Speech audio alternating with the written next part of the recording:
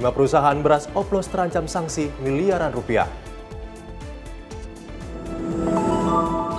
Wapres dan Menaker cek penyaluran BSU di Padang, Sumatera Barat. Karyawan koperasi tewas dibunuh nasabah.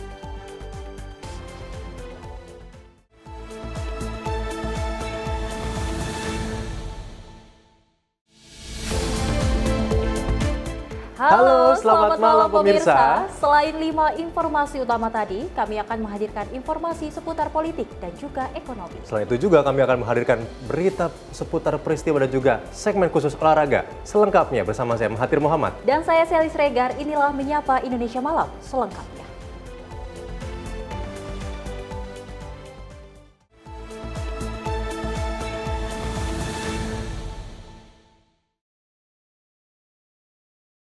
Baik pemirsa, kita masuk ke berita pertama.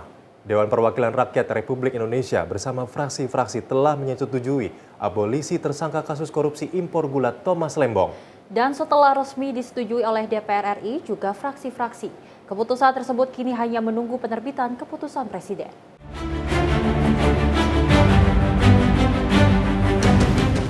DPR RI menyetujui abolisi untuk Thomas Lembong yang menjadi tersangka kasus korupsi impor gula. Wakil Ketua DPR RI Dasko menyatakan, DPR RI telah menyetujui pertimbangan Surat Presiden nomor R43/Pres 07/2025 tanggal 30 Juli. Dasko mengatakan, persetujuan tersebut telah disepakati oleh seluruh fraksi-fraksi partai. Setelah persetujuan tersebut resmi disetujui DPR RI dan fraksi-fraksi, kini persetujuan tersebut tinggal menunggu penerbitan keputusan Presiden. Rapat konsultasi ini adalah dalam rangka membahas surat Presiden RI kepada DPR RI untuk meminta pertimbangan.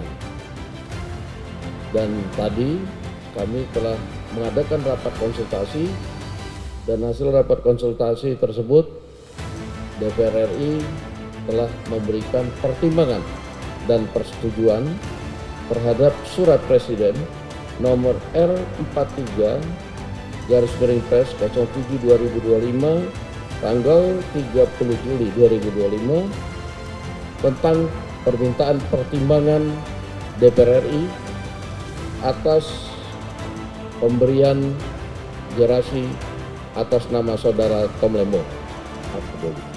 Abolisi terhadap Tom Lembong. Nomor Pres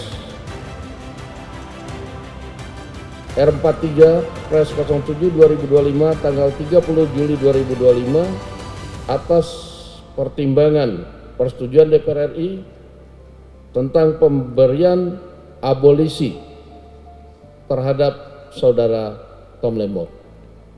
Dari Jakarta, Zuliandri Ahmad Amin, Tim Liputan Sinpo TV melaporkan.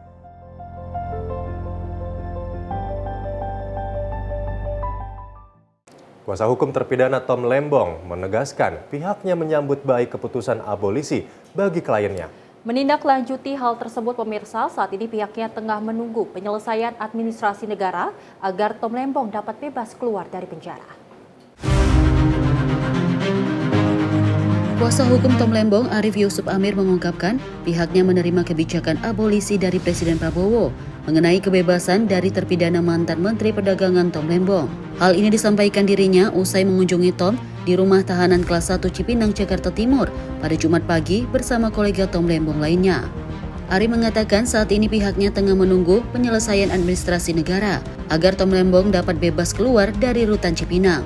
Dirinya mengucapkan terima kasih bagi seluruh pihak yang ikut serta memperjuangkan Tom Lembong sejak awal penetapan tersangka pada tahun lalu. Oke, terima kasih kawan-kawan. Kami tadi sudah ketemu dengan Pak Tom langsung, sudah diskusi panjang lebar. Ya, alhamdulillah intinya kita menerima abolisi ini, ya. Dan saat ini lagi ada pemrosesan untuk administrasinya. Hari ini yang kami dengar bahwa Kepresnya akan dikeluarkan hari ini. Semoga proses administrasi ini bisa berlangsung lebih cepat. Karena harapan kita siang ini Pak Tom bisa keluar dari sini. Nah, tadi juga pihak rutan sudah menyampaikan mereka menunggu juga dari kejaksaan. Nanti kejaksaan diharapkan bisa datang ke sini untuk mengurus administrasinya dan sisa pengeluaran Pak Tom. Nah, kaitan dengan abolisi ini, perlu kami sampaikan, ini bukan kaitan mengakui kesalahan, karena memang Pak Tom tidak pernah melakukan kesalahan tersebut, jadi tidak ada yang perlu diakuin. Gitu. Tapi kaitan dengan abolisinya adalah mengesampingkan proses hukum itu karena demi kepentingan politik. Jadi Pak Tom juga tadi menyampaikan ya, ini semua berkat dukungan dari masyarakat, dari semua media, dari semua tokoh-tokoh politik, tokoh-tokoh akademis, ya guru-guru besar yang telah ada ratusan yang membuat amicus curiae, dan juga Pak Tom juga menyampaikan terima kasih kepada Presiden, Kepala Negara yang telah mengambil kebijakan ini dan kepada kawan-kawan di DPR. Dari Jakarta, Max Juru Kamera Rona Bayu, Tim Liputan Simpo TV. Sementara itu, pemirsa, dari Wakil Ketua DPR RI Dasko mengungkapkan permohonan amnesti Presiden untuk Sekjen PDIP Hasto Kristianto telah disetujui. Dasko menyebut pemberian amnesti tersebut merupakan hasil konsultasi resmi antara pemerintah dan DPR RI.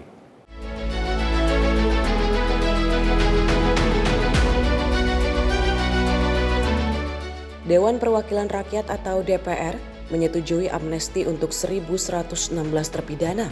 Salah satunya adalah untuk Sekretaris Jenderal Partai Demokrasi Indonesia Perjuangan atau PDIP, Hasto Kristianto. Hal ini disampaikan Wakil Ketua DPR RI Dasko setelah menggelar rapat konsultasi bersama pemerintah yang diwakili Menteri Hukum Supratman Andi Aktas dan Menteri Sekretaris Negara Prasetyo Hadi. Dasko menyatakan, permohonan amnesti itu disampaikan Presiden Prabowo Subianto ke DPR lewat surat Presiden atau Surpres tertanggal 30 Juli 2025. Rapat konsultasi ini adalah dalam rangka membahas surat Presiden RI kepada DPR RI untuk meminta pertimbangan pemberian persetujuan atas dan pertimbangan atas surat Presiden nomor 42/07/2025 tanggal 30 Juli 2025 tentang amnesti terhadap 1.116 orang yang telah terpidana diberikan amnesti, termasuk Saudara Hasto Kristianto.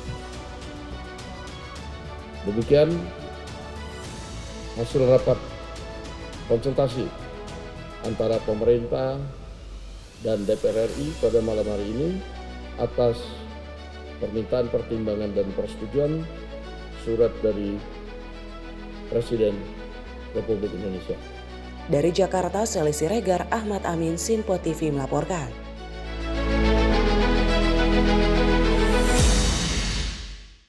Usai disetujui amnesti oleh DPR bersama pemerintah, Sekjen PDI Perjuangan Hasto Kristianto kini telah keluar dari rutan Komisi Pemberantasan Korupsi atau KPK. Tampak pemirsa Hasto keluar dari rutan KPK mengenakan baju tahanan yang identik berwarna orange sekitar pada Jumat pagi.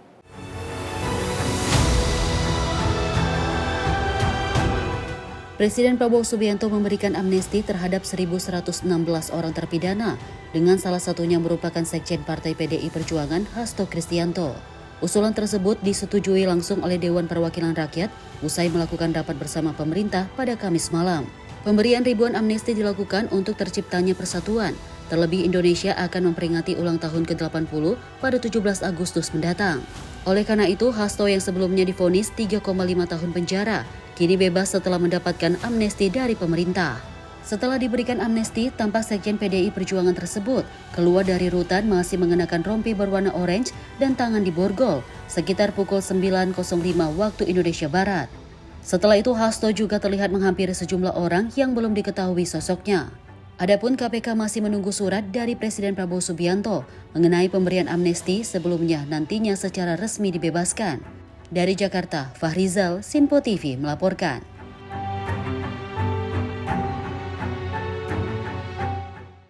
Pemirsa, dari Presiden Prabowo Subianto memberikan abolisi kepada Tom Lembong dan juga amnesti kepada Hasto Kristianto. Istana menegaskan tidak ada intervensi dalam pengambilan keputusan tersebut.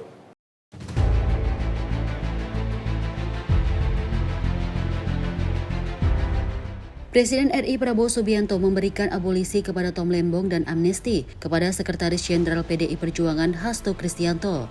Istana Kepresidenan menegaskan tidak ada intervensi partai politik dalam pemberian amnesti maupun abolisi tersebut terhadap proses hukum yang telah berjalan. Namun hingga saat ini keputusan Presiden secara resmi belum diterbitkan.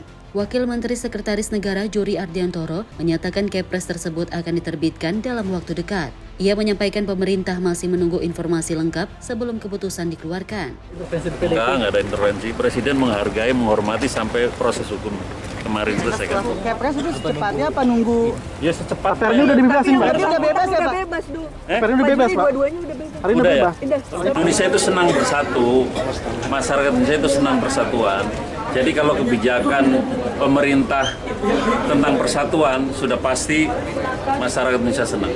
Karena persatuan harus menjadi kunci untuk mengalahkan ego semua pihak.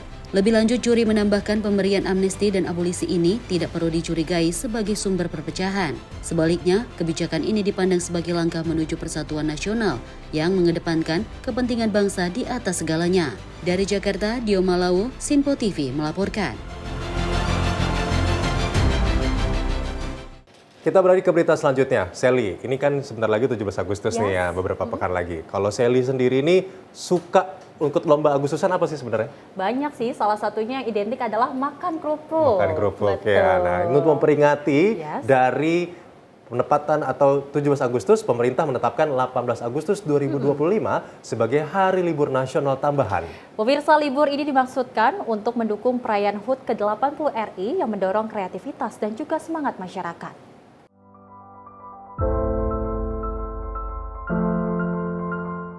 Pemerintah Indonesia resmi menetapkan tanggal 18 Agustus 2025 sebagai hari libur nasional. Keputusan ini diumumkan oleh Wakil Menteri Sekretaris Negara Juri Ardiantoro di Kompleks Istana Kepresidenan Jakarta pada Jumat 1 Agustus 2025. Penetapan dilakukan karena 17 Agustus 2025, Hari Kemerdekaan RI, bertepatan dengan hari Minggu. Juri menjelaskan bahwa penetapan libur tambahan ini bertujuan agar masyarakat tetap bisa merayakan Hari Kemerdekaan secara meriah. Rekan-rekan media, ada satu hadiah lagi. Ini banyak hadiah di bulan kemerdekaan. Pemerintah akan menjadikan 18 Agustus 2025 satu hari setelah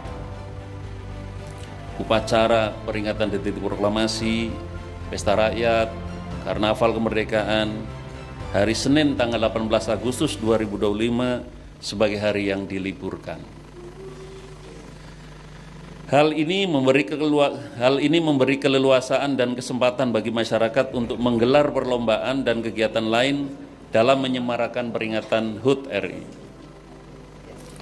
Diharapkan perlombaan-perlombaan dihidupkan dan dikaitkan dengan semangat optimisme, membangun kebersamaan dan mendorong kreativitas untuk menjadi bangsa yang sejahtera dan maju.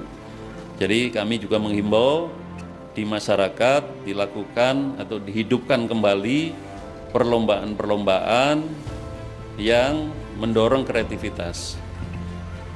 Dengan libur di hari Senin, diharapkan masyarakat punya lebih banyak waktu menggelar berbagai perlombaan dan kegiatan peringatan. Selain itu, perlombaan tersebut tidak hanya untuk hiburan, tapi juga untuk menumbuhkan kreativitas dan kebersamaan. Semua ini sejalan dengan semangat tema peringatan HUT RI ke-80, yaitu untuk membangun Indonesia maju. Tim redaksi Sinpo TV melaporkan.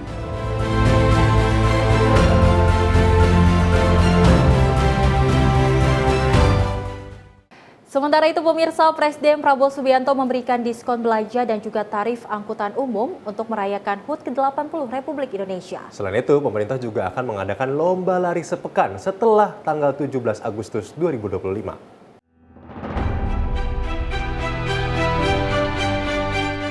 Presiden Prabowo Subianto memberikan berbagai hadiah kepada masyarakat dalam rangka peringatan HUT ke-80 Republik Indonesia. Hadiah tersebut mencakup diskon belanja hingga tarif khusus angkutan umum. Wakil Menteri Sekretaris Negara Juri Ardiantoro menyampaikan hal ini di Kompleks Istana Kepresidenan pada Jumat 1 Agustus 2025. Ia menambahkan tarif angkutan umum di Jakarta akan dikenakan hanya Rp80 selama peringatan tersebut. Dalam memeriahkan bulan kemerdekaan juga akan ada program diskon belanja nasional hingga 80%. yang diinisiasi oleh pelaku usaha retail modern dan pusat pembelanjaan. Jadi akan ada diskon nasional hingga 80% yang diinisiasi oleh pelaku usaha retail modern dan pusat pembelanjaan. Dan ini juga bentuk perhatian Bapak Presiden kepada masyarakat di hari kemerdekaan. Ada beberapa hadiah kemerdekaan. Pada tanggal 17 Agustus 2025, semua angkutan massal publik di Jakarta, baik Jaklingko, Transjakarta, LRT, MRT, dan KRL akan diberlakukan tarif hanya Rp80. Jadi mau menggunakan angkutan publik di Jakarta apa saja tarifnya hanya Rp80. Kemudian perayaan kemerdekaan tidak hanya berhenti di tanggal 17 Agustus. Teman-teman, panitia akan menyelenggarakan Merdeka Run 8.0K, jadi 8.0K pada 24 Agustus di Jakarta. Angka 8.0 dipilih sesuai dengan perayaan 80 tahun kemerdekaan Indonesia. Selain itu, pemerintah juga akan memberikan liburan tambahan pada 18 Agustus, serta mengadakan lomba lari yang digelar sepekan setelah 17 Agustus sebagai bagian dari perayaan HUT RI ke-80. Tim redaksi Sinpo TV melaporkan. Pemerintah akan menggelar upacara HUT ke-80 Republik Indonesia di Monas pada tanggal 17 Agustus 2025 dan menyebar 8.000 undangan, mayoritas untuk masyarakat. Pendaftaran dibuka ini mulai pada tanggal 4 Agustus 2025 melalui aplikasi Pandang Istana. Pemerintah akan menggelar upacara peringatan Hari Ulang Tahun ke-80 Republik Indonesia pada 17 Agustus 2025. Acara akan dipusatkan di kawasan Monumen Nasional Jakarta dan terbuka bagi masyarakat untuk turut serta secara langsung. Wakil Menteri Sekretaris Negara Jori Ardiantoro menyampaikan bahwa sebanyak 8.000 undangan disebar dengan porsi lebih besar diberikan kepada masyarakat dibandingkan pejabat negara. Langkah ini bertujuan memberikan kesempatan lebih luas bagi publik. Namun karena jumlahnya terbatas, masyarakat diminta segera mendaftar melalui aplikasi Pandang Istana yang dibuka mulai Senin 4 Agustus 2025. Undangan yang akan kami sebar, sebagian besar kami alokasikan menurut arahan Bapak Presiden untuk masyarakat umum. Jadi dari 8.000 undangan atau 8.000 peserta upacara, 80%-nya adalah masyarakat umum. Kita akan mengurangi jumlah pejabat-pejabat dan menambah alokasi untuk masyarakat umum. 80% dialokasikan untuk masyarakat umum. Disinilah menunjukkan bahwa peringatan HUT ke-80 RI benar-benar bersifat inklusif. Oleh karena itu kami ingin menyampaikan kepada masyarakat yang ingin menghadiri acara detik-detik proklamasi di Istana dapat melakukan pendaftaran online melalui aplikasi Pandang Istana yang akan dibuka pada tanggal 4 Agustus 2025. Rangkaian kemeriahan dan kegembiraan upacara akan ditampilkan juga pagelaran kesenian yang menampilkan berbagai kesenian dan budaya Indonesia yang menggambarkan Bhinneka Tunggal Ika di halaman Istana Merdeka. Sementara di halaman tengah Istana Kepresidenan akan diselenggarakan pesta rakyat setelah upacara di pagi hari. Jadi setelah upacara di pagi hari akan dilaksanakan pesta rakyat di mana Bapak Presiden menyiapkan berbagai aneka hidangan makanan dan minuman yang diperuntukkan bagi masyarakat peserta upacara. Penyiapan hidangan juga melibatkan pedagang kaki lima yang sehari-hari berjualan di sekitar istana, sekitar Monas dan sekitarnya. Pesta rakyat ini adalah yang pertama kalinya diselenggarakan dalam perayaan HUT RI di Istana Presiden. Jadi kepada masyarakat umum kami ingin menghimbau jika berminat menjadi peserta upacara detik-detik proklamasi ke-80 nanti siap-siap untuk war undangan HUT ke-80 RI mulai tanggal 4 Agustus 2025. Bagi warga yang tidak mendapat undangan, pemerintah menyiapkan alternatif berupa pesta rakyat di halaman Istana Kepresidenan serta karnaval yang berlangsung hingga malam hari. Juri memastikan seluruh rangkaian acara tetap meriah dan dapat dinikmati secara inklusif. Tim redaksi Sinpo TV melaporkan. 37 tambahan sekolah rakyat akan dibuka bulan Agustus. Namun selengkapnya usai jeda, tetap di Menyapa Indonesia Malam Sinpo TV.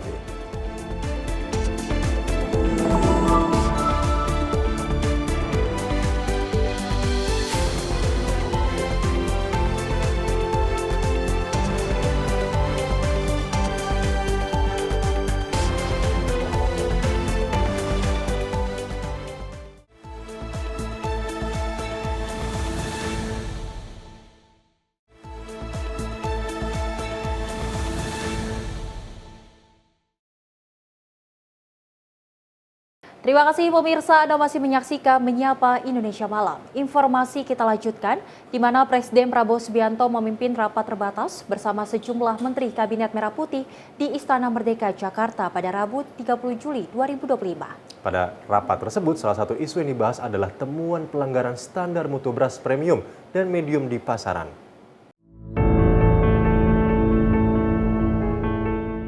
Dalam rapat terbatas di Istana, Menteri Pertanian Andi Amran Sulaiman mengungkapkan hasil pemeriksaan terhadap 268 merek beras, di mana 212 diantaranya tidak memenuhi standar yang ditetapkan pemerintah. Temuan lainnya juga disampaikan terkait kandungan patahan beras atau broken yang jauh melampaui batas regulasi. Lebih lanjut, Mentan menegaskan bahwa tindakan tegas akan diambil terhadap pihak-pihak yang melakukan pelanggaran. Mentan juga menyebut bahwa arahan Presiden Prabowo jelas, yaitu proses hukum harus berjalan. Ini khusus untuk beras premium, medium yang tidak sesuai standar. Kami ulangi, ini adalah standar pemerintah. Contoh, medium itu brokennya 25%. Kemudian untuk premium itu 15%. Dari hasil pemeriksaan, 268 merek, ada 212 yang tidak sesuai standar yang ditentukan oleh pemerintah. Brokennya ada yang 30, 35, 40, bahkan ada sampai 50%. Jadi tidak sesuai standar. Ini mau oplos, mau apa saja namanya, yang terpenting tidak sesuai dengan regulasi pemerintah. Kami sudah sampaikan kepada Bapak Kapolri dan Bapak Jaksa Agung, setelah diperiksa ulang, datanya sama, hasilnya sama. Jadi penegak hukum menindaklanjuti semua yang tidak sesuai dengan aturan. Oke, kasih. Apa? Arahan Bapak Presiden, tindaklanjuti. Nanti kita akan rakortas, kita akan bahas lagi. Makasih ya. Nanti kita bahas, akan rakortas kembali, kemudian kita tentukan. Tunggu, nggak lama lagi. Tim redaksi Sinpo TV melaporkan. Satgas Pangan Polri memastikan telah melakukan koordinasi dengan Kejaksaan Agung dalam penanganan kasus penyalahgunaan beras bantuan pangan yang melibatkan PT FS. PT FS yang merupakan badan usaha milik daerah diduga terlibat dalam penyimpangan penyaluran beras. Proses penyidikan dilakukan bersamaan dengan upaya Kejaksaan Agung dalam mengungkapkan kasus yang serupa.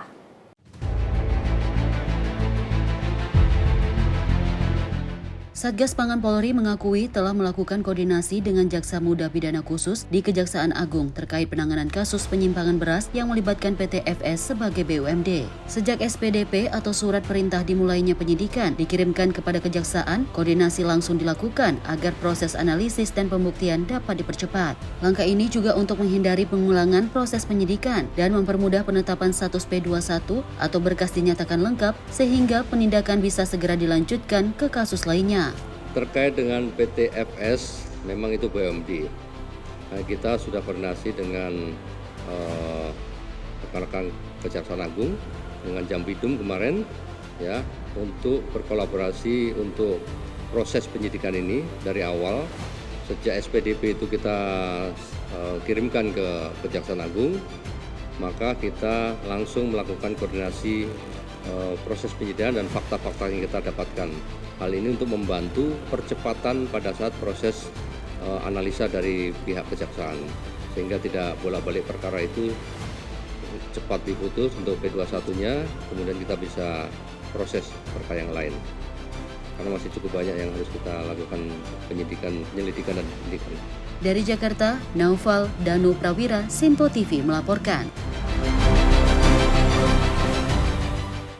Pemirsa, dari Satgas Pangan Polri mengungkapkan peredaran beras oplosan dari 5 perusahaan yang tidak memenuhi standar mutu. Sebanyak 132 ton lebih beras premium yang ditahan dan disita. Para pelaku pun diancam pidana berlapis termasuk tindak pidana pencucian uang dengan sanksi maksimal hingga 20 tahun penjara.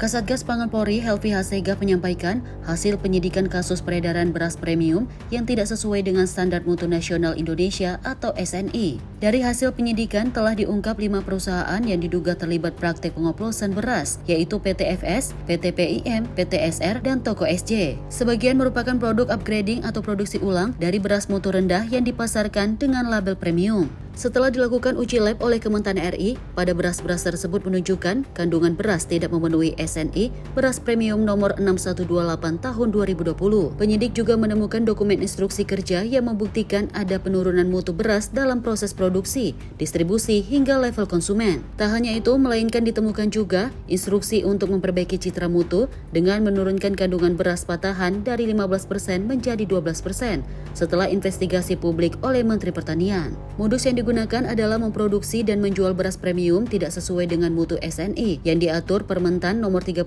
tahun 2017 dan Peraturan Badan Pangan Nasional nomor 2 tahun 2023. Total barang bukti yang disita sebanyak 132,65 ton beras, terdiri dari 127,3 ton kemasan 5 kg dan 5,35 ton kemasan 2,5 kg. Penyidik juga menyita dokumen legalitas, izin edar, sertifikat merek hingga dokumen pengendalian produk. Hal tersebut terjerat dalam Undang-Undang Perlindungan Konsumen Nomor 8 Tahun 1999, Pasal 62, 8 Ayat 1 huruf A dan F, juga Undang-Undang TPPU Nomor 8 Tahun 2010, Pasal 3, 4 dan 5. Ancaman hukumannya maksimal 5 tahun penjara dan denda 2 miliar untuk Undang-Undang Konsumen, serta 20 tahun penjara dan denda 10 miliar untuk TPPU. Penyidik akan melakukan pemanggilan terhadap ketiga tersangka, penyitaan mesin produksi beras, pemeriksaan ahli koperasi, serta meminta analisis transaksi keuangan PT FS kepada PPATK. Penyidik juga mempercepat penanganan kasus serupa pada PT PIM, PT SR, dan Toko SJ.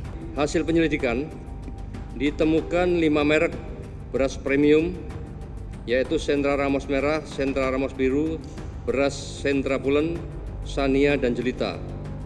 Dari 3 produsen yang tidak sesuai dengan standar mutu pada label kemasan, hasil penyidikan di atas, penyidik telah melakukan gelar perkara dan menemukan 2 alat bukti untuk meningkatkan status 3 orang karyawan PT FS menjadi tersangka, yaitu 1. Saudara KG selaku Direktur Utama PT FS.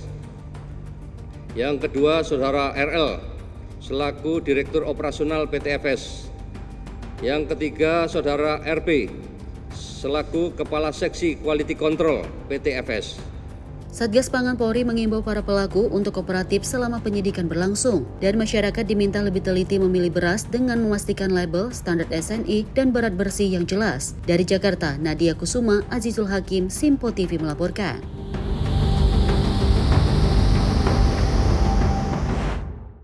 Kita beralih ke berita selanjutnya. Setelah sekolah rakyat sukses membuka puluhan titik pada bulan Juli yang lalu, Menteri Sosial Saifullah Yusuf menyampaikan sekolah rakyat akan kembali dibuka di bulan Agustus ini dengan penambahan 37 titik yang tersebar di seluruh negeri. Tentunya pemirsa, pengoperasian sekolah rakyat bulan Agustus mendatang akan dimulai dengan 3 titik pertama, yaitu di wilayah Kabupaten Lebak, Kabupaten Ponorogo, dan juga Pasuruan.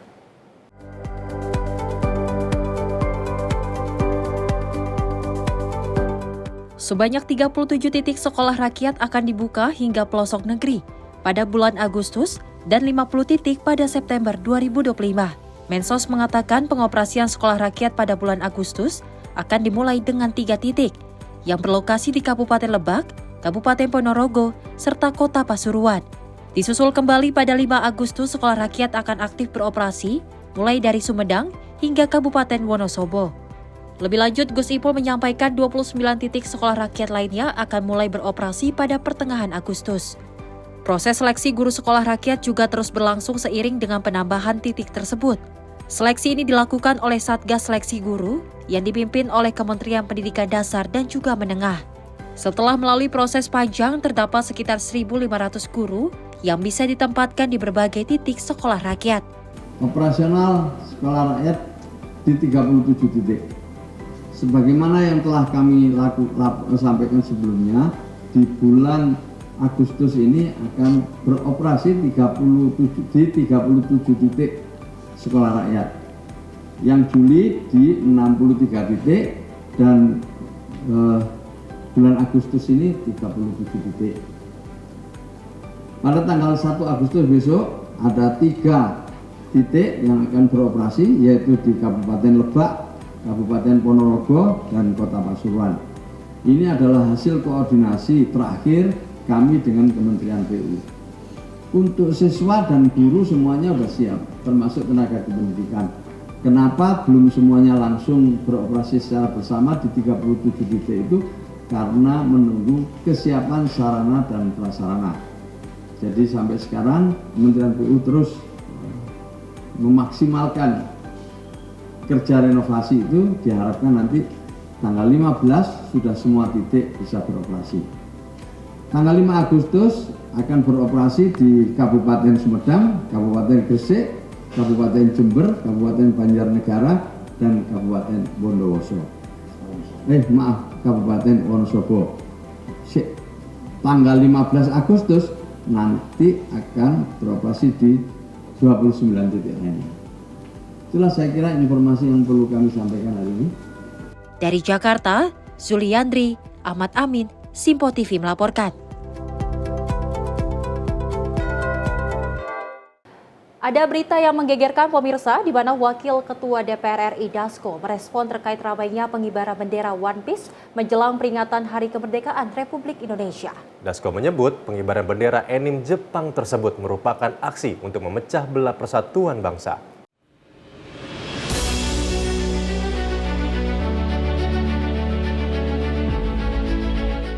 Wakil Ketua DPR RI Dasko menilai pemasangan bendera One Piece menjelang peringatan Hari Kemerdekaan Republik Indonesia sebagai bagian dari memecah belahkan persatuan dan kesatuan bangsa. Menurutnya, di saat Indonesia sedang mengalami kemajuan yang pesat, banyak oknum ataupun gerakan sistematis yang ingin memicu perpecahan. Maka dari itu Dasko meminta kepada masyarakat, terkhusus generasi muda, untuk tidak terpengaruh dan bersatu bersama melawan hal-hal seperti itu.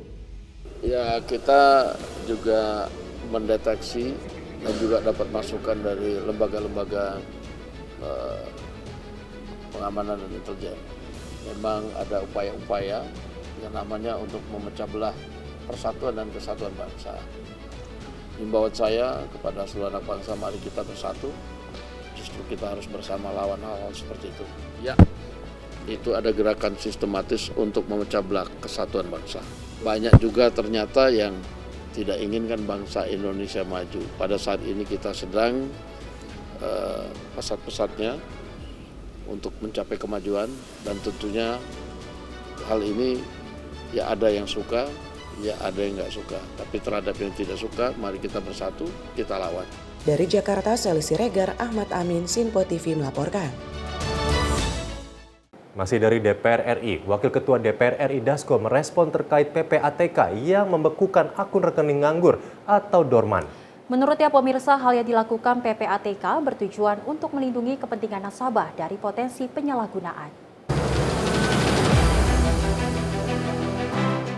Sebelumnya, Pusat Pelaporan dan Analisis Transaksi Keuangan atau PPATK menginformasikan akan memblokir akun rekening nganggur atau dormant yang tidak melakukan aktivitas apapun dalam waktu minimal 3 bulan.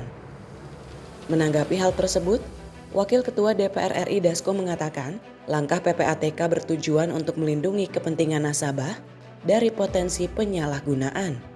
Dasko juga menambahkan bahwa PPATK menemukan keberadaan rekening dormant yang berasal dari aktivitas kejahatan, salah satunya perjudian online.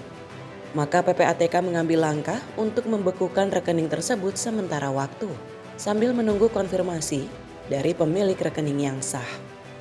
Dengan adanya langkah tersebut, nasabah dapat mengetahui apakah akun rekening mereka aman atau tidak. Terhadap langkah-langkah yang diambil oleh PPATK, dan kami mendapat penjelasan sebagai berikut, bahwa PPATK justru ingin melindungi rekening-rekening nasabah yang diduga dorman. Karena rekening-rekening nasabah yang diduga dorman itu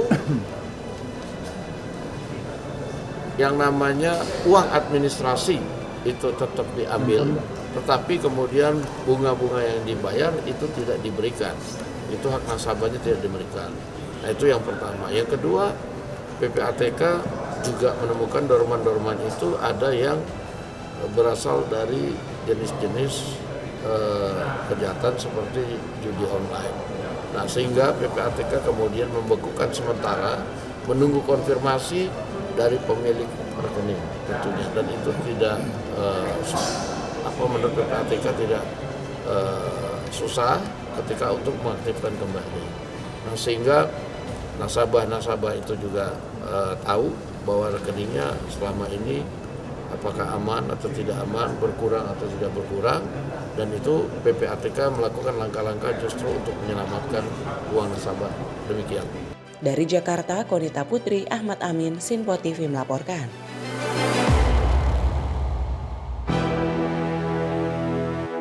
Informasi lainnya pemirsa, di mana Menteri Perumahan dan Kawasan Permukiman Marwarar Sirait menegaskan komitmen pemerintah menyediakan hunian layak bagi masyarakat berpenghasilan rendah. Ia menyebut pemerintah Presiden Prabowo Subianto memberikan karpet merah bagi rakyat kecil melalui berbagai insentif dan dukungan gotong royong untuk program perumahan rakyat. Setelah dipanggil oleh Presiden Prabowo Subianto di Istana Merdeka Jakarta pada 30 Juli 2025, Menteri Perumahan dan Kawasan Permukiman Marwarar Sirait menegaskan komitmen pemerintah dalam menyediakan hunian layak bagi masyarakat berpenghasilan rendah. Marwarar mengungkapkan berbagai kebijakan strategis yang mendukung program perumahan subsidi untuk rakyat kecil. Pemerintahan Presiden Prabowo memberikan kemudahan dengan menghadirkan karpet merah khusus untuk masyarakat berpenghasilan rendah, bukan hanya investor. Bentuk dukungannya antara lain pembebasan BPHTB, persetujuan bangunan gedung atau PBG, serta PPN yang ditanggung pemerintah hingga akhir Desember 2025. Selain itu, pengusaha properti juga menunjukkan solidaritas dengan bersedia menanggung uang muka atau DP bagi peserta BPJS Ketenagakerjaan. Marwarar menyebut ini sebagai implementasi nyata dari konsep berbagi Nomics yang mengusung semangat gotong royong. Tak ketinggalan dukungan dari program CSR, perusahaan besar pun mengalir deras untuk memperkuat program perumahan rakyat. Saya laporkan juga bahwa pemerintah juga sudah memberikan karpet merah bagi rakyat, yaitu masyarakat berpenghasilan rendah. Ya, kita kenal biasanya karpet merah itu hanya buat investor. Tetapi di pemerintahan Presiden Prabowo memberikan karpet merah bagi masyarakat berpenghasilan rendah. Ya, ada kriterianya. Apa itu? BPHTB itu biasanya bayar 5%, ini sekarang 0%.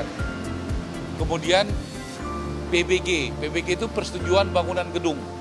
Nah, itu persetujuan bangunan gedung itu dulu namanya IMB, izin mendirikan bangunan dulu.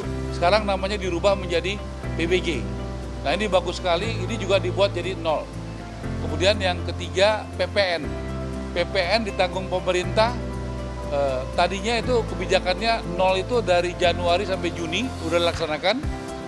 Baru Menko Perekonomian dan Ibu Menteri Keuangan sudah memutuskan Juli sampai Desember ini juga dilakukan gratis. Dan saya juga senang, kita tahu 2 minggu lalu Pak Prabowo mengatakan ya, pengusaha jangan Strakanomics gitu ya. Kalau masih ingat ada Strakanomics.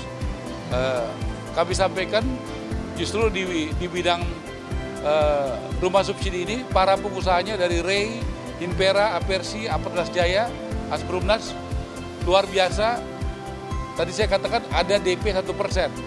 Jadi baru minggu lalu kami ketemu dengan BPJS Ketenagakerjaan, karena yang anggota peserta paling banyak itu di BPJS Ketenagakerjaan.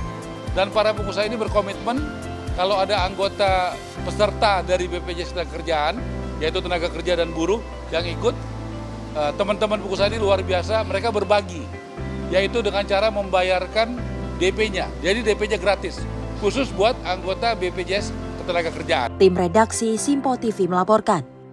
Masih seputar kabar Istana, Menteri Investasi dan Hilirisasi Kepala BKPM Rosan Roslani melaporkan kepada Presiden Prabowo Subianto tentang kebijakan baru yang memungkinkan Indonesia memiliki lahan hak milik di Mekah mulai Januari 2026. Proyek ini akan dipimpin Danantara dengan 8 plot tanah yang sudah ditawarkan dan pembebasan lahan menjadi tanggung jawab dari pemerintah Arab Saudi.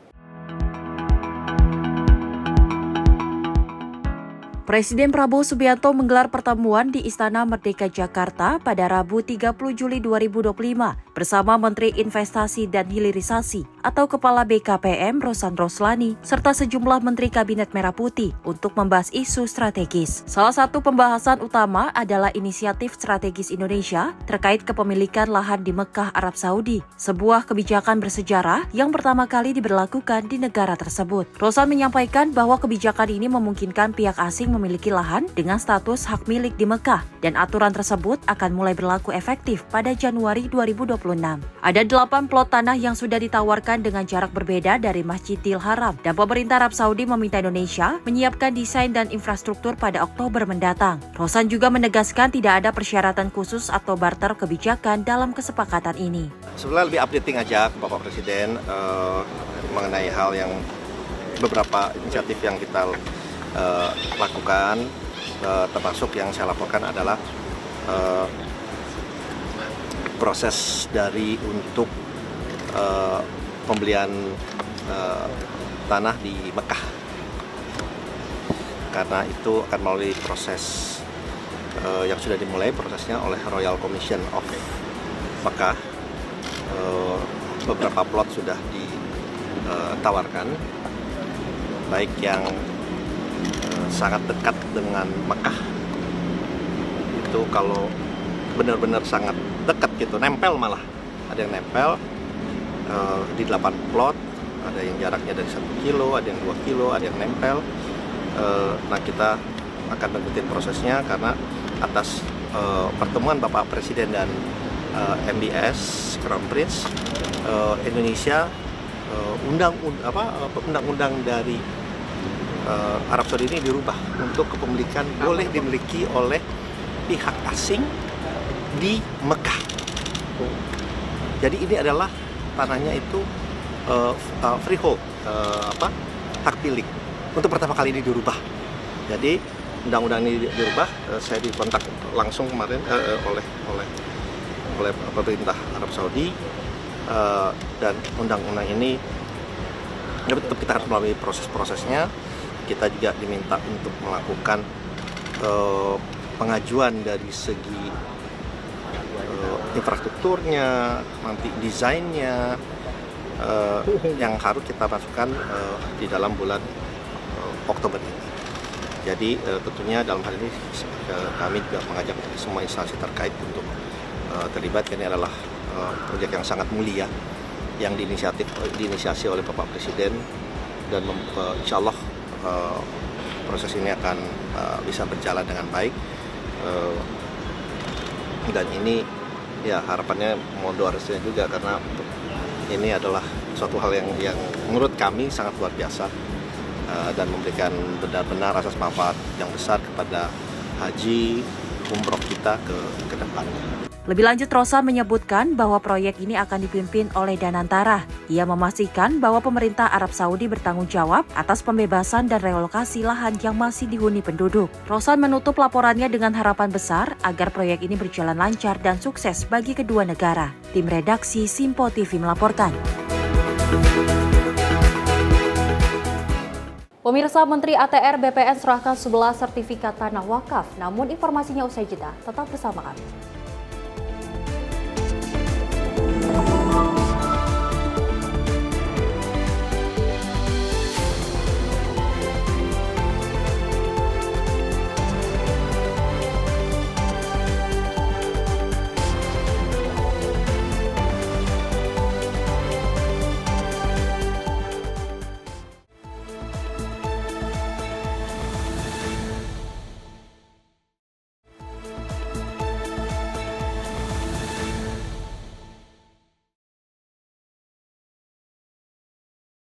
Terima kasih Anda masih menyaksikan Menyapa Indonesia Malam. Berita kami lanjutkan dari Wakil Presiden Republik Indonesia, Gibran Rakabuming Raka bersama Menteri Ketenagakerjaan meninjau secara langsung proses penyaluran bantuan subsidi upah kepada para pekerja di kantor pos cabang utama Padang, Sumatera Barat pada Rabu 30 Juli 2025. Dan Gibran meminta dana BSU yang telah diluncurkan oleh pemerintah digunakan secara bijaksana untuk keperluan yang sangat penting.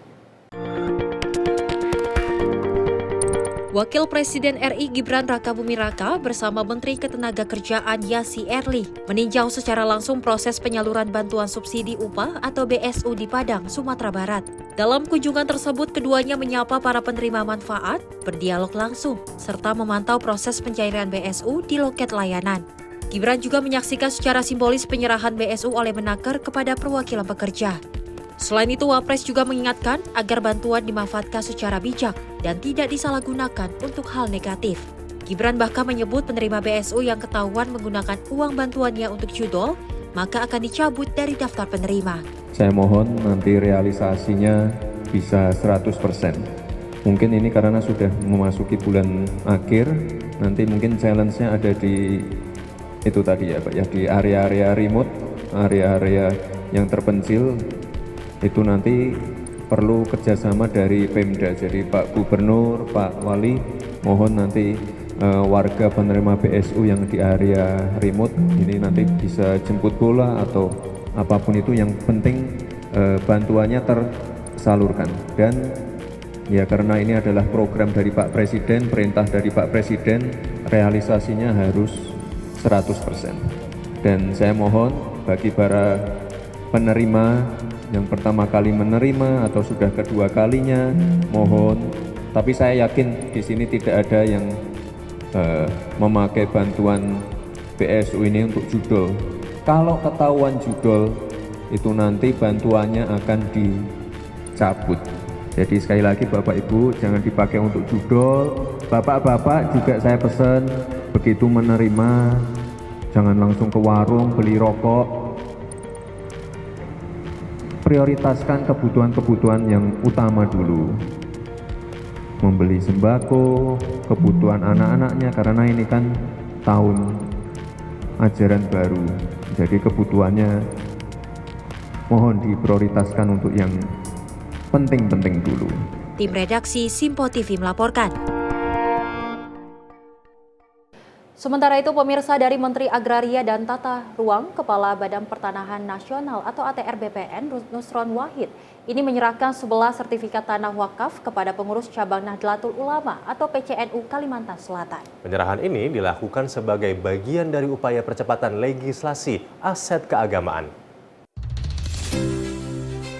Menteri Agraria dan Tata Ruang atau Kepala Badan Pertanahan Nasional ATR BPN, Nusron Wahid, menyerahkan 11 sertifikat tanah wakaf kepada pengurus cabang Nahdlatul Ulama Kalimantan Selatan di kantor wilayah BPN Kota Banjarbaru pada Kamis 31 Juli 2025. Di momen ini, Nusron mengajak seluruh unsur organisasi masyarakat keagamaan dan lembaga lain untuk turut aktif dalam program legalisasi aset. Ia juga menegaskan bahwa sertifikasi aset keagamaan bukan hanya soal legalitas, tetapi juga untuk memperkuat peran sosial dan ekonomi dari tanah-tanah wakaf agar dapat dimanfaatkan secara produktif. Selain koordinasi dengan pemerintah, selalu kemudian bertemu dengan saya memilih masyarakat Islam, baik MUI, NU Muhammadiyah, juga Masjid sama PBI. Bapak-bapak sekalian, tujuannya apa? Pertama, kami meminta tolong karena bapak-bapak semua ini berhubungan langsung dengan kinerja kami, terutama masalah sertifikasi tempat ibadah, baik tempat ibadah itu yang diwakafkan maupun yang tidak diwakafkan. Karena sertifikat tempat ibadah itu biasanya sebagian besar wakaf, tapi ada juga yang tidak wakaf, yang sifatnya milik perkumpulan ibadah, baik perkumpulan Muhammadiyah, perkumpulan NU maupun perkumpulan yang lain.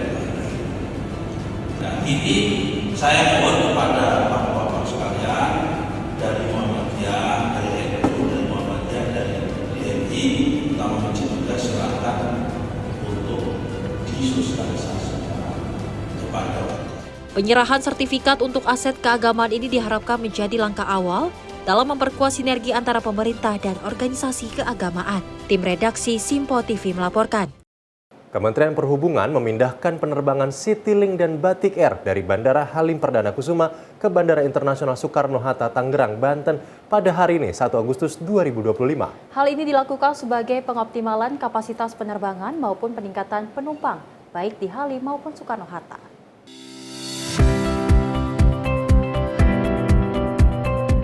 Mulai 1 Agustus 2025, Kementerian Perhubungan melakukan pemindahan penerbangan Citylink dan Batik Air dari Bandara Halim Perdana Kusuma ke Bandara Internasional Soekarno-Hatta, Tangerang, Banten.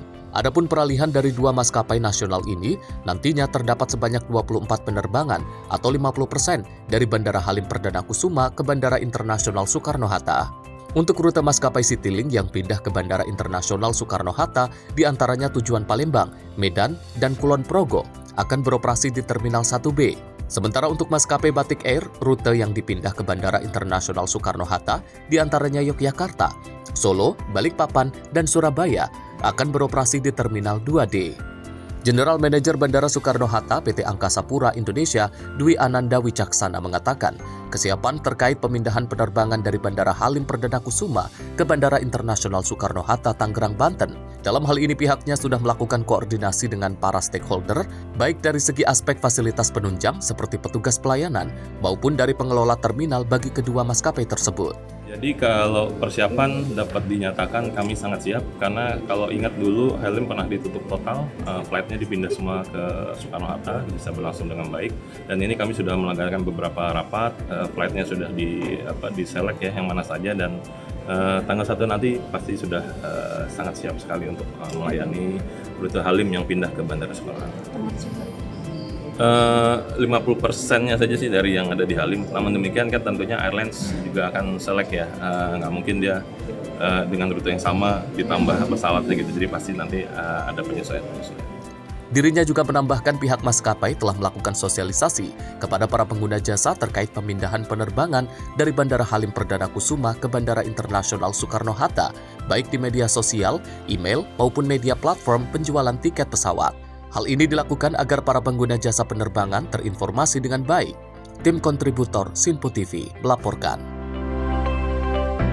Dari Menteri Pendidikan Dasar dan Menengah Abdul Muti menegaskan penerapan pendekatan pembelajaran mendalam akan dimulai pada tahun ini 2025. Pendekatan ini diharapkan mampu menumbuhkan nilai Pancasila dan menjadi solusi atas masalah capaian pembelajaran rendah dan krisis nilai dalam dunia pendidikan.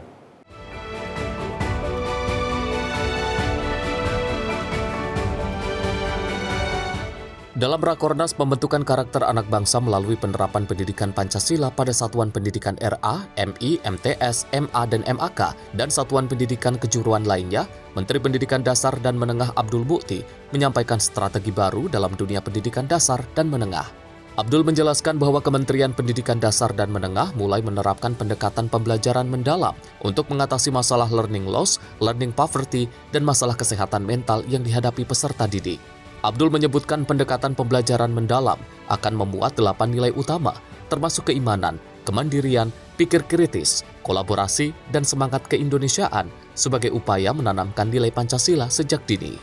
Bahwa kami di Kementerian Pendidikan Dasar Menengah mulai tahun ini menerapkan pendekatan pembelajaran mendalam sebagai pendekatan yang berusaha untuk mengatasi masalah lemahnya capaian pembelajaran dan juga lemahnya berbagai persoalan yang berkaitan dengan karakter bangsa. Kalau kita membaca laporan UNESCO dan berbagai lembaga dunia, ada 3 istilah yang begitu mengemuka dalam laporan itu. Yang pertama adalah learning loss, juga learning poverty, dan persoalan yang berkaitan dengan persoalan mental, yang ini juga memang menjadi salah satu tantangan dalam dunia kependidikan kita. Dalam berbagai hal tentu kita tidak bisa hanya menjadikan laporan itu semata-mata untuk kajian akademik, tetapi harus menjadi input yang sangat bermakna untuk kita memperbaiki layanan pendidikan bagi anak-anak bangsa. Memang banyak hal yang berpengaruh terhadap realitas dalam dunia pendidikan itu, tetapi satu hal yang kami mencoba lakukan dalam Kementerian Pendidikan Dasar dan Menengah adalah bagaimana memperbaiki persoalan itu dari hulunya, yaitu dari pendekatan pembelajarannya. Dalam pembelajaran mendalam itu ada 8 nilai yang kami berusaha tanamkan sebagai bagian dari upaya kita tetap menanamkan nilai-nilai keimanan, ketakwaan kepada Tuhan Yang Maha Esa dan nilai kewargaan, selain nilai-nilai yang berkaitan dengan kesehatan dan kecakapan dunia abad 21. Misalnya berkaitan dengan kemandirian, kemudian kemampuan berpikir kritis, kolaborasi, komunikasi, dan kreativitas. Ini adalah bagian dari upaya kita bagaimana agar nilai-nilai Pancasila dan semangat keindonesiaan itu semakin kuat tertanam dalam diri para murid di seluruh jenjang pendidikan dasar dan menengah. Dari Jakarta, Jihan Nabila, Rona Bayu, Sinpo TV melaporkan.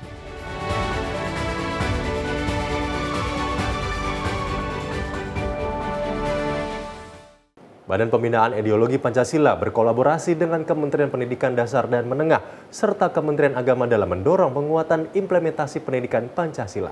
Termasuk di dalamnya pemirsa, pemanfaatan buku teks utama pendidikan Pancasila ditekankan dalam gelaran Rakornas. Mengusung tema pembentukan karakter anak bangsa melalui optimalisasi pelaksanaan pendidikan Pancasila dan pendidikan agama di lingkungan Satuan Pendidikan RAMIMTS-MAMAK. Rima Agristina, Wakil Kepala BPIP menyatakan bahwa pendekatan ini dinilai lebih menarik bagi anak-anak karena mereka dapat menghidupkan nilai-nilai Pancasila dalam aktivitas sehari-hari. Seperti yang diungkapkan oleh Kepala BPIP melalui buku tersebut, sebesar 30% berisi kognitif dan 70% berupa praktik sebagai upaya memperkuat pemahaman secara mendalam. Rima Agristina juga menegaskan bahwa pembelajaran bahasa Inggris dapat diintegrasikan dengan nilai-nilai Pancasila karena pendidikan Pancasila merupakan fondasi etika bagi seluruh proses pembelajaran di sekolah. Hari ini BPIP bekerja sama dengan Kemendikdasmen dan juga Kementerian Agama melaksanakan penguatan untuk penerapan pendidikan Pancasila dan juga penggunaan buku teks utama pendidikan Pancasila.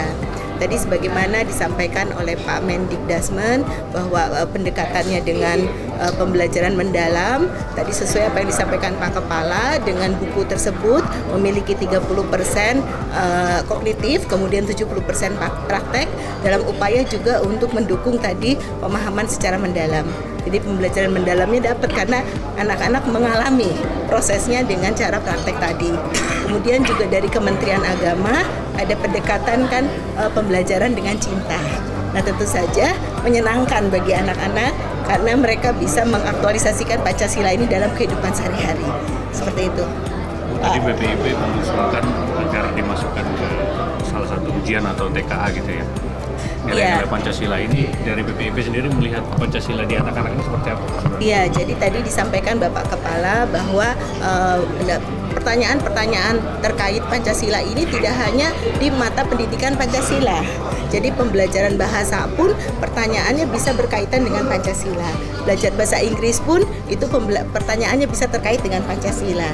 Karena memang mata pelajaran Pancasila adalah etika dari pembelajaran keseluruhan ilmu pengetahuan yang kita laksanakan di dalam pembelajaran di sekolah. Seperti itu. Urgensinya apa untuk anak-anak ini? Apakah anak-anak ini sudah mulai melupakan Pancasila? Iya, jadi kan karena memang kita sudah berkonsensus sebagai bangsa Indonesia, Pancasila sebagai dasar negara, pandangan hidup kita juga, sehingga kita membangun karakter anak-anak ini kan melalui nilai-nilai Pancasila.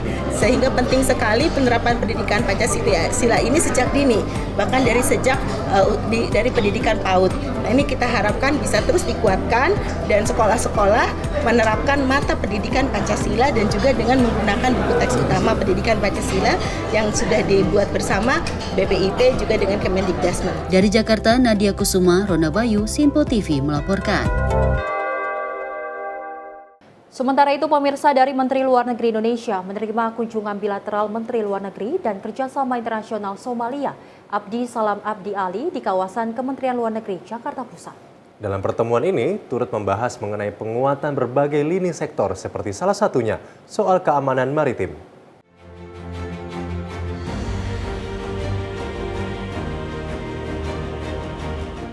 Dalam kesempatan ini, Menteri Luar Negeri Indonesia Sugiono dan Menteri Luar Negeri dan Kerjasama Internasional Republik Federal Somalia Abdi Salam Abdi Ali menandatangani perjanjian kerjasama mengenai pembebasan visa bagi pemegang paspor diplomatik dan paspor visa Indonesia Somalia. Sugiono juga mengungkapkan pada momentum ini turut membahas seputar lini sektor penguatan pelatihan pendidikan, agrikultur, perdagangan, hingga investasi. Adapun Sugiono turut menawarkan potensi kerjasama dengan komunitas di wilayah ASEAN untuk meningkatkan potensi Somalia di kawasannya. We both exchanging our notes on our effort to increase human capital investment for the future, and we both of the same opinion that education is a way to move forward in order to alleviate poverty and create a better generations for each of our respective countries. Hal yang senada juga disampaikan Menteri Luar Negeri dan Kerjasama Internasional Republik Federal Somalia Abdi Salam Abdi Ali, menyampaikan bentuk kerjasama di sektor pendidikan menjadi poin penting terhadap Somalia guna meningkatkan kualitas sumber daya manusia di negara benua Afrika tersebut. Today, we have discussed a lot of wide area, including enhancing the relationship between our two countries, also security update from our country, Somalia, and where we can cooperate and build some opportunities for your country, including maritime security, police training, and also sharing intelligence information for the two countries. Sebagai informasi, hubungan diplomatik Indonesia dan Somalia telah terjalin sejak 21 Desember 1960 silam, serta berperan aktif sebagai negara non-blok dan kerjasama negara Islam atau OKI. Dari Jakarta, Max, juru kamera Azizul Hakim, tim liputan Simpo TV.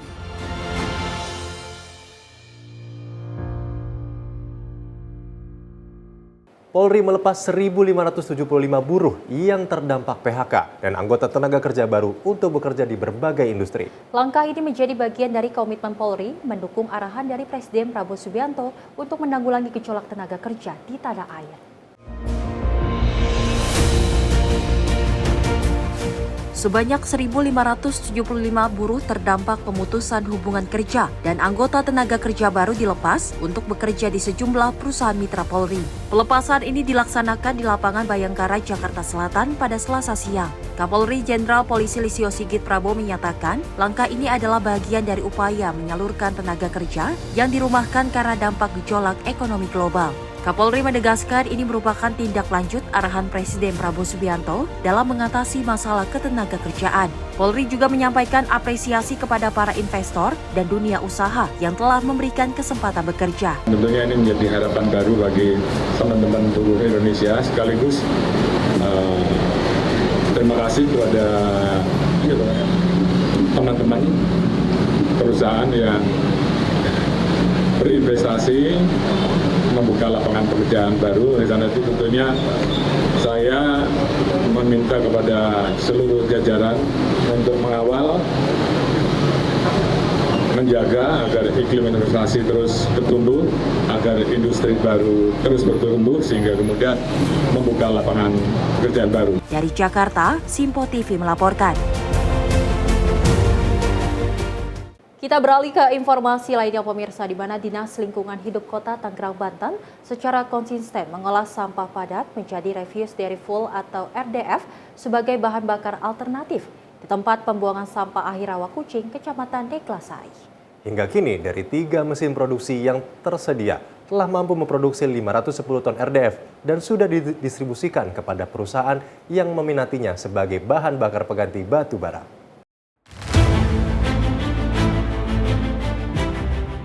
Petugas dari Dinas Lingkungan Hidup Kota Tangerang, Banten secara teliti memilah sampah yang dibuang masyarakat sebelum diolah menggunakan mesin di TPA Rawa Kucing, Kecamatan Neglasari, Kamis siang.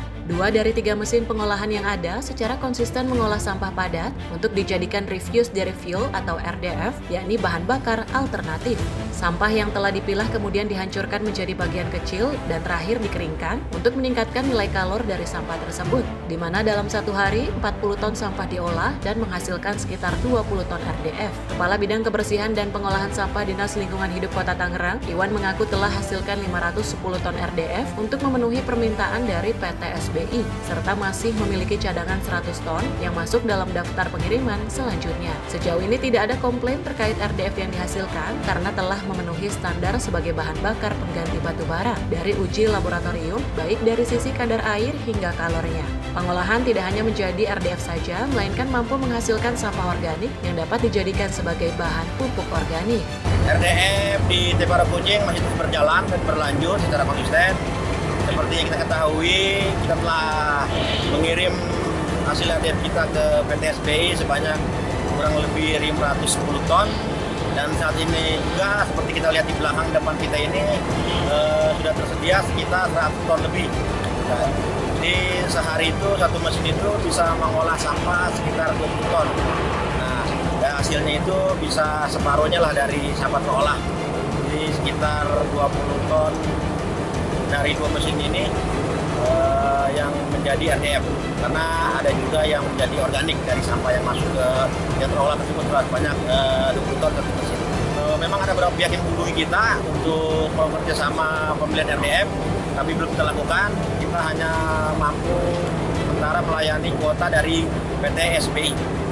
Sejauh ini tidak ada komplain ya dari SBI karena awal pertama hasil RDF kita sudah dibawa ke lab mereka dan mereka menyatakan bahwa ini sesuai dengan kebutuhan mereka baik dari ukuran dan dari kalornya. Lalu SBI menjelaskan bahwa dia menerima berapa saja yang dihasilkan dari RDF Tepara Kucing, tapi memang kita lagi terkendala tempat dan belum ada penambahan mesin juga kekurangan SDM sebagai pemilah.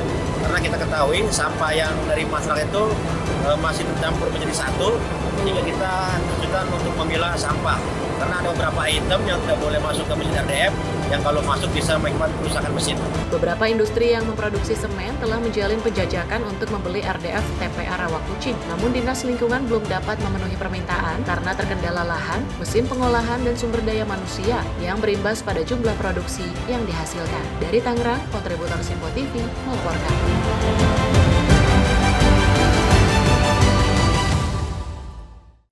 Kita akan hadirkan berita sejumlah peristiwa dan kriminal. Salah satunya adalah perampok rumah teman sendiri ditangkap polisi. Selengkapnya usai jeda, tetap di Menyapa Indonesia Malam Simpo TV.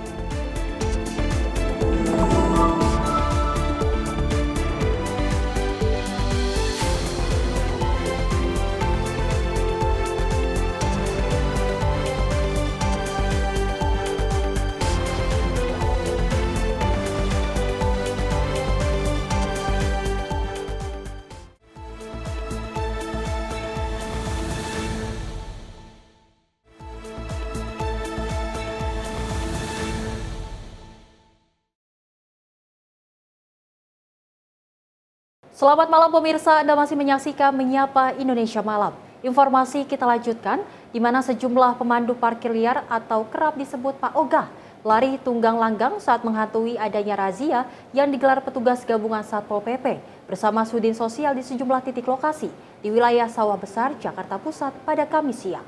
Petugas harus terlibat aksi kejar-kejaran demi mengamankan Pak Ogah yang berupaya kabur melarikan diri.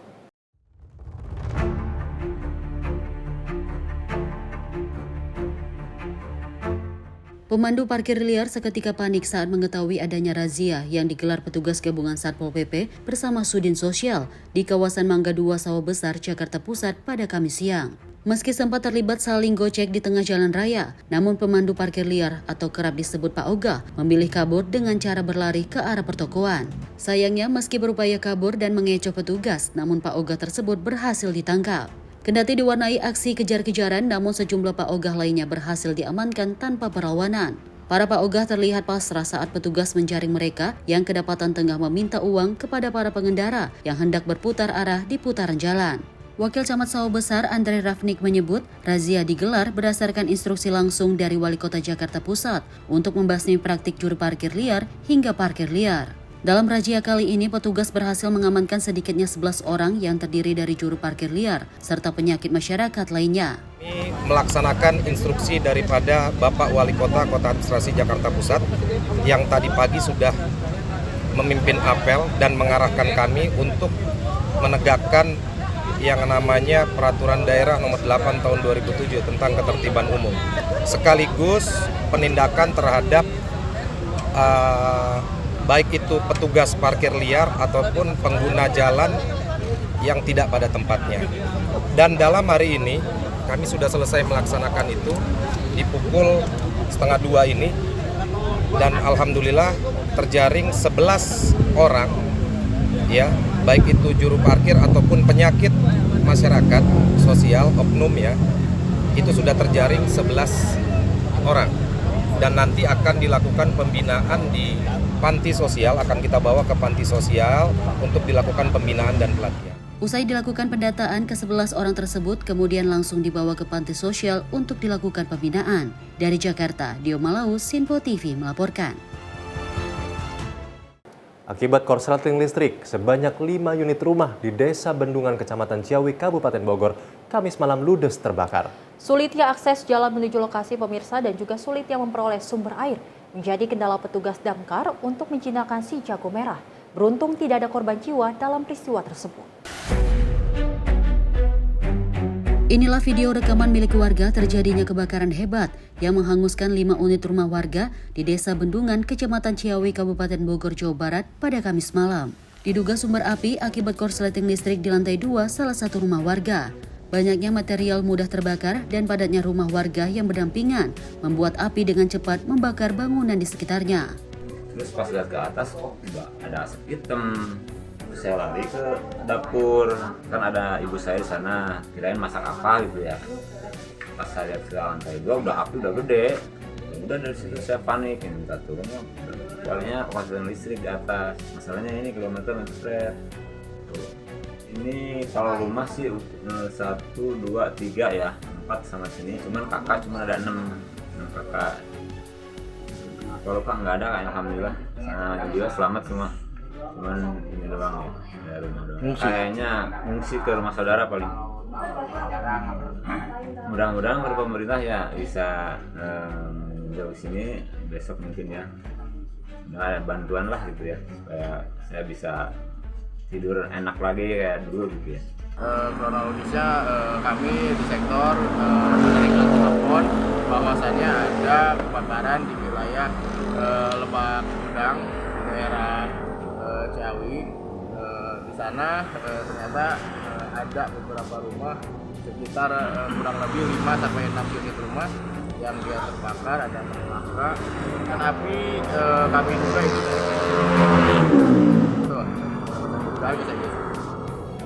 proses pemadaman kurang lebih kita 4 jam karena akses yang cukup susah dan mencari air sumber yang benar-benar jauh. Kendalanya sendiri adalah akses tersendiri masuk ke dalam TKP dan mencari sumber air terdekat. Diturunkan dari sektor Ciawi itu adalah 2 unit dan perbantuan dari Cibinong itu 1 unit. Sedikitnya 3 unit mobil pemadam kebakaran dari sektor Ciawi dan Cibinong dikerahkan untuk menjinakkan api. Sulitnya akses jalan yang sempit menuju lokasi serta sulitnya memperoleh sumber air. Dari Bogor, tim kontributor Sinpo TV melaporkan. Sementara itu pemirsa, seorang pegawai koperasi di Lampung Selatan ditemukan tewas mengapung di sungai setelah hilang beberapa hari usai menagih angsuran kepada nasabahnya. Korban bernama Pandra Apriliandi dibunuh secara sadis oleh pelaku yang belakangan menyerahkan diri ke Polsek Natar.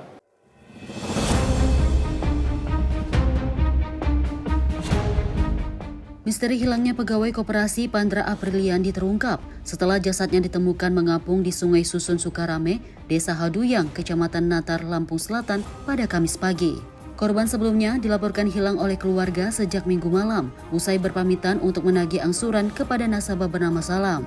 Polisi mengungkap Pandra diduga kuat dibunuh oleh pelaku saat proses penagihan. Tak lama setelah penemuan jasad, pelaku akhirnya menyerahkan diri ke Polsek Natar. Hasil otopsi menunjukkan korban mengalami luka sayat di bagian leher yang memutus pembuluh darah besar dan melukai batang tenggorokan hingga tulang leher. Luka-luka lain juga ditemukan di beberapa bagian tubuh akibat trauma tumpul dan tajam. Tim forensik menyatakan kematian terjadi beberapa hari sebelum penemuan jasad, melihat kondisi pembusukan yang sudah lanjut. Sementara itu, amarah warga meledak setelah penemuan mayat korban. Rumah pelaku yang berada di Branti Raya, Kecamatan Natar, dibakar massa hingga hangus. Aparat kepolisian yang tiba di lokasi langsung mengamankan situasi, serta menjaga lokasi kejadian untuk mencegah aksi susulan. Dari Lampung Selatan, Aura Desmita, Sinpo TV melaporkan.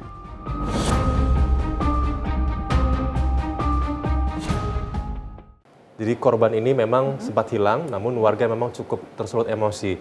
Salah satunya adalah sekelompok massa merusak dan juga membakar rumah pelaku pembunuhan pegawai koperasi di Desa Branti Raya, Kecamatan Natar, Kabupaten Lampung Selatan, Lampung. Dan dalam peristiwa tersebut, pemirsa, situasi sempat memanas sehingga polisi pun harus menurunkan puluhan personil untuk meredam amarah massa.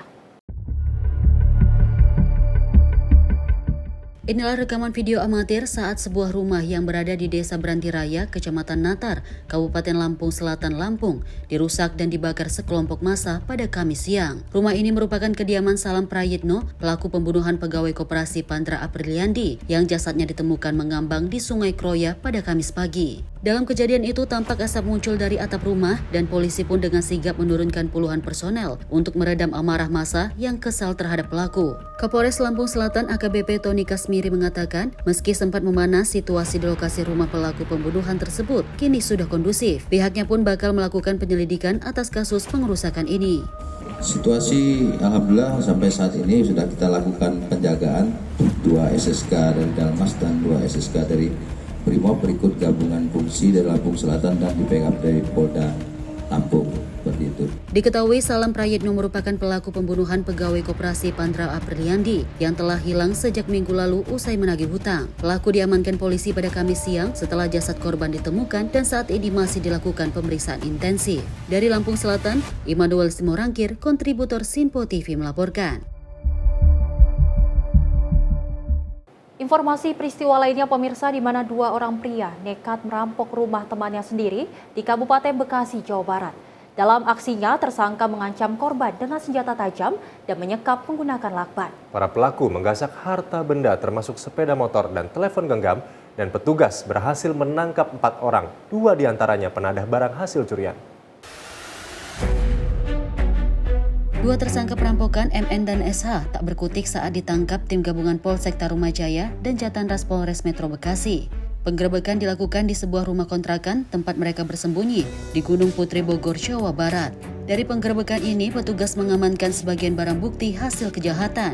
Aksi perampokan terjadi pada 14 Juli 2025 di rumah teman mereka sendiri di Kampung Bojong Tarumajaya, Kabupaten Bekasi. Kedua pelaku masuk melalui jendela, mengancam korban dengan senjata tajam dan menyekap menggunakan lakban. Dari rumah korban, mereka mengambil 2 unit sepeda motor dan telepon genggam. Menurut Kapolres Metro Bekasi, Kombes Pol Mustafa, sebelum beraksi, pelaku memantau lokasi 1 hari sebelumnya. Selain mengamankan 2 pelaku perampokan, petugas juga menangkap 2 orang penadah barang curian. Sekira pukul 23.30 di dalam rumah Kampung Bojong Jaya nomor 29 RT 02 RW 04 Desa Samudra Jaya, Kecamatan Tarumajaya. Barang bukti yang berhasil diamankan rekan sekalian, 1 dus handphone merek Infinix Note, kemudian 1 lembar STNK motor Honda Vario, kemudian 1 lembar STNK motor merek Yamaha NMAX, kemudian 1 pasang sepatu merek Adidas, kemudian 1 pasang sandal merek Air Swallow, kemudian lakban bening, kemudian 1 bilah pisau, kemudian 1 buah kerudung warna hitam, kemudian 1 unit motor merek Honda Vario 125, kemudian 1 unit motor Honda ada di samping kiri kita. Di total kerugian kurang lebih ada 36 juta rupiah. 12 bantu bangun rumah, terus kamu punya niat untuk mengambil barangnya. Kamu sendiri masuk berdua? Masuk berdua? Berarti emang kamu perencanaannya berdua? Cari lokasinya mantan kamu gimana? Ini sekontrakan? Bukan. Yang korbannya itu kan suaminya, korban itu kan suaminya temanmu. Kenapa udah kamu senang? Dari penangkapan ini, polisi mengamankan barang bukti 2 unit sepeda motor, telepon genggam, dan beberapa surat kendaraan. Atas perbuatan mereka, 2 pelaku perampokan dijerat pasal 365 KUHP dengan ancaman hukuman 12 tahun penjara. Sedangkan 2 penadah dijerat pasal 480 KUHP dengan ancaman 4 tahun penjara. Dari Bekasi, Muhammad Ridwan, Sinpo TV melaporkan. Ya, Selina, ada yang menarik dan juga sempat viral nih, bahwa seorang supir truk yang sedang berhenti di bahu jalan di ruas tol Sediatmo, Jakarta Utara ini sempat panik saat didatangi oleh petugas kepolisian patroli jalan raya dari Polda Metro Jaya. Dan uniknya pemirsa, dikira akan dikenakan sanksi tilang. Petugas justru memberikan segelas kopi hangat kepada sang supir yang mengaku mengantuk sehingga terpaksa berhenti untuk beristirahat sejenak.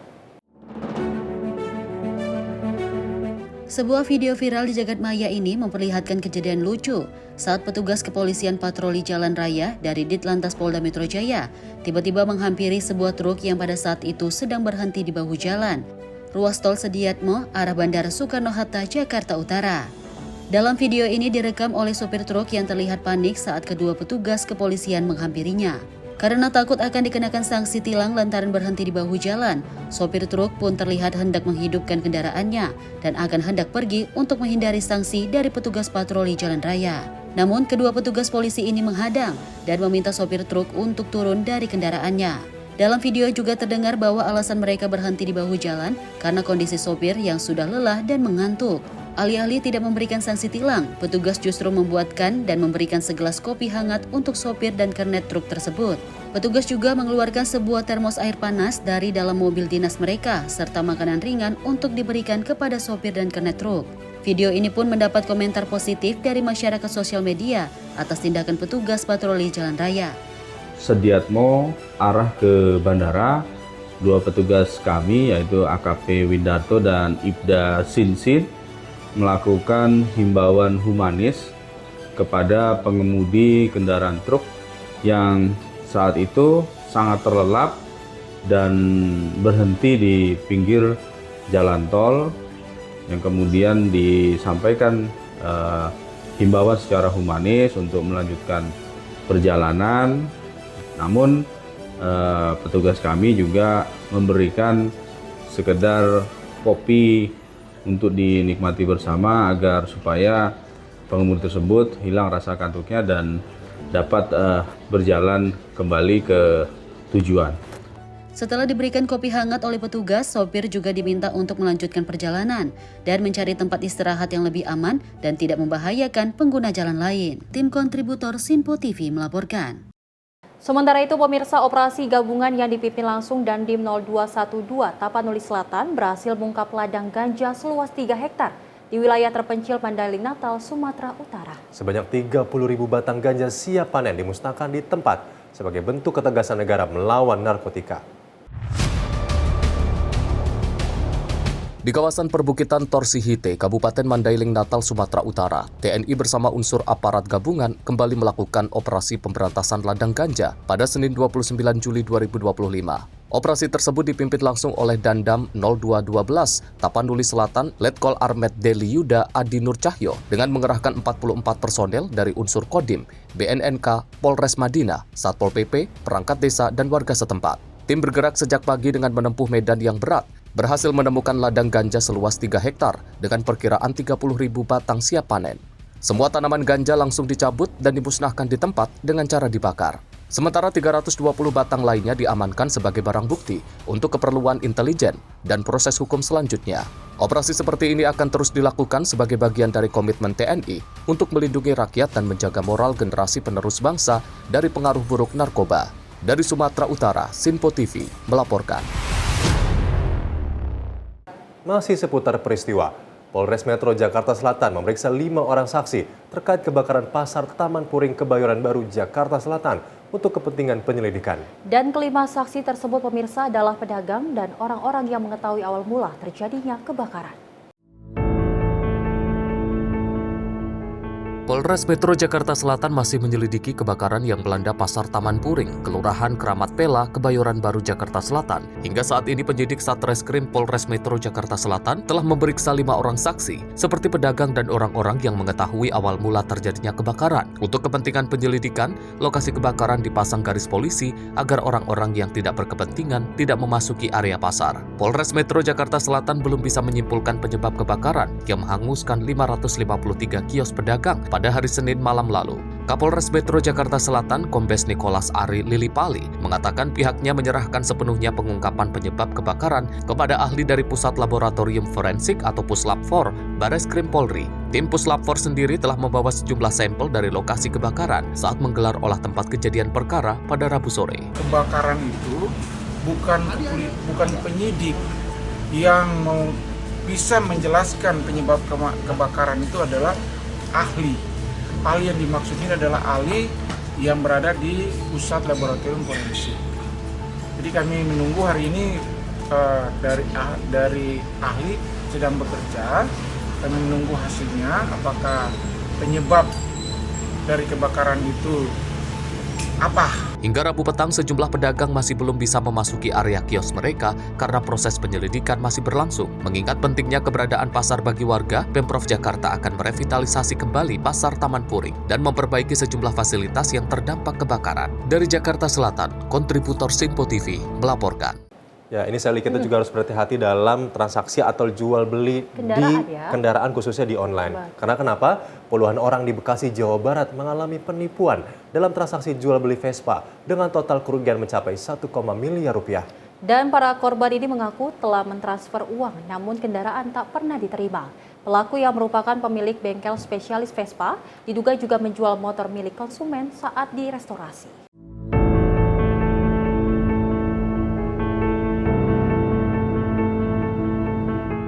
Sebanyak 63 orang menjadi korban penipuan yang diduga dilakukan pemilik bengkel Wawai Brothers Scoot di Jalan Cipendana, Kelurahan Bojong Menteng, Kota Bekasi, Jawa Barat. Suasana bengkel tutup sejak kasus ini terungkap dan poster penyitaan oleh bank terpasang di dinding bangunan. Modus penipuan berawal saat pemilik bengkel Ahmad Wahyu pribadi menawarkan jual beli Vespa antik melalui transfer uang pembelian. Namun setelah uang dikirim, kendaraan tak pernah sampai ke pembeli. Pelaku juga diduga menjual motor konsumen yang sedang direstorasi, bahkan ada yang dijual secara eceran. Kerugian korban bervariasi antara 26 juta hingga 200 juta rupiah. Korban tidak hanya dari Bekasi, namun juga berasal dari Bogor, Makassar, hingga Riau. Salah satu korban mengungkapkan penipuan terjadi sejak Maret lalu. Meski dijanjikan pengembalian uang, hingga kini janji tersebut tak pernah terwujud. Akhirnya para korban melaporkan kasus ini ke polisi, sementara pelaku dilaporkan kabur. Awalnya itu dari pelaku menawarkan saya unit Vespa senilai 26 juta dengan alasan pemilik Vespanya butuh uang untuk biaya kuliah. Nah, di situ saya tertarik karena dari pelaku mempunyai ide untuk menjual kembali Vespa tersebut dengan harga yang lebih tinggi dan keuntungannya akan dibagi 2 begitu. Kini kasus penipuan ini sedang dalam penanganan Satreskrim Polres Metro Bekasi Kota. Dari Bekasi, kontributor Simpo TV melaporkan. Pemirsa, dari Satuan Reserse Kriminal atau Satreskrim Polres Pandeglang berhasil mengungkap kasus tindak pidana perdagangan orang atau TPPO dengan modus penawaran pekerjaan sebagai asisten rumah tangga. Dalam pengungkapan ini, polisi berhasil mengamankan 4 orang pelaku setelah terbukti merekrut korban untuk perdagangan sebagai pekerja seks komersial di wilayah Bogor.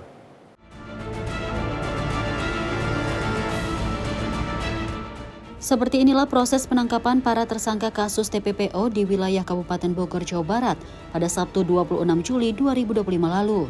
Penangkapan dilakukan oleh tim unit PPA Satreskrim Polres Pandeglang. Keempat pelaku yang ditangkap masing-masing berinisial NN, SRT, AA, dan RFP. Mereka ditangkap di beberapa lokasi yang berbeda setelah terbukti merekrut korban untuk diperdagangkan sebagai pekerja seks komersial di wilayah Bogor. Pengungkapan kasus ini bermula dari pelaporan korban berinisial HW, warga Kecamatan Saketi, Kabupaten Pandeglang yang berhasil melarikan diri dari pengawasan para pelaku. Korban lalu melaporkan peristiwa tersebut kepada orang tuanya dan segera diteruskan ke Unit Pelayanan Perempuan dan Anak atau PPPA Satreskrim Polres Pandeglang.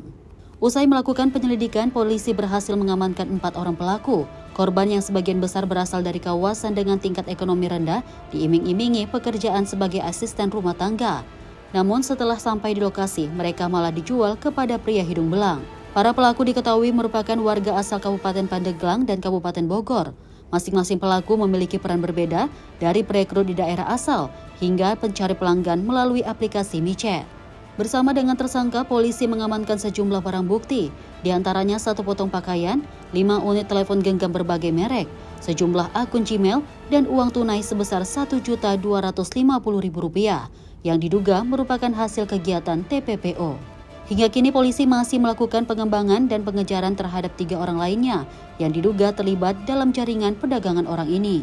Dan pertama dicoba dijual di mucikari di daerah Jakarta, namun akhirnya dibawa lagi ke Bogor. Nah di Bogor lah akhirnya dijual senilai Rp1.500.000. Kemudian selama di sana yang bersangkutan hanya dikasih makan dan minum, dan sudah kurang lebih 2 hari di wilayah Bogor, Kabupaten Bogor, sudah melayani ada 5 laki-laki hidung belang. Namun selama berada di Bogor, korban sempat memang tidak betah, akhirnya berusaha menghubungi orang tuanya. Akhirnya orang tuanya berangkat untuk memutus untuk menjemput di Bogor dan kemudian melaporkan kejadian tindak pidana perdagangan orang ini kepada Polres Pandeglang. Labuan. Kamu pertemanan Facebook dengan korban berapa lama? Baru kenal. Baru kenal. Seperti apa kenalnya? Kenal aja di Facebook biasa. Udah berapa kali seperti ini? Baru kali ini. Sudah berapa perempuan yang kamu hubungin di Facebook untuk diajak bekerja? Baru pertama kali. Baru pertama, dan di bersangkutan langsung ini ngajak ketemuan. Iya. Kalau kenal dengan ini dari mana? Yang dari Bogor? Saya kenal. Kenal dari mana? Teman apa? Dari teman. Teman Facebook atau bukan? Bukan. Bukan ya. Yang bawa ke Bogornya. Yang Bogornya. Iya. Yang di BBL. Apa? Ada mau tanya? Jaringan atau apa ini, Dan? Jaringan atau apa nih? Masih? Enggak, Bang. Enggak ya. Bukan. Buat apa? Hanya menawarkan dia. Menawarkan aja. Alasan untuk melakukan kayak gini sudah apa, Bang? Alasannya? Alasannya apa? Seperti ini, berbuat seperti ini. Untuk apa? Nggak ada alasan sih, cuma disuruh nyariin imigran perempuan. Tapi kau buat dijual? Tahu. Atas perbuatannya, keempat pelaku dijerat pasal 2 ayat 1 Undang-Undang Nomor 21 Tahun 2007 tentang pemberantasan tindak pidana perdagangan orang. Mereka terancam hukuman penjara maksimal 15 tahun dan denda hingga Rp600 juta. Dari Pandeglang, Banten, kontributor Simpo TV melaporkan.